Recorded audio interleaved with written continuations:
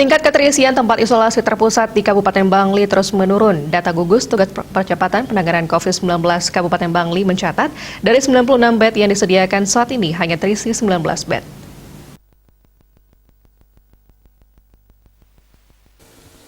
Humas Gugus Tugas Percepatan Penanganan COVID-19 Kabupaten Bangli, Iwayan Dirgayusa mengungkapkan, sekitar akhir Agustus lalu tempat isoter yang disediakan Pemka Bangli di gedung RSJ Provinsi Bali pernah full.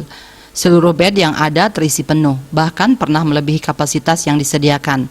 Namun belakangan tingkat keterisian bed di isoter berkurang seiring menurunnya angka kasus COVID.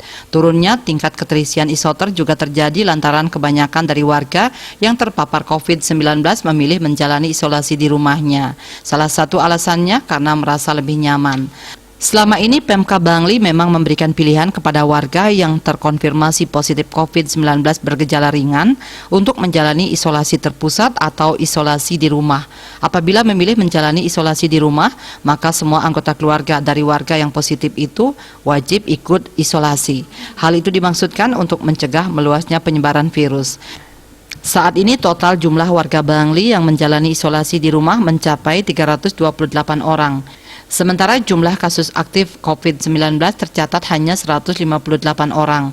Warga yang isolasi jumlahnya lebih banyak dari kasus aktif karena warga tidak positif ikut isolasi. Dayu Swasrina, Bali Pos melaporkan.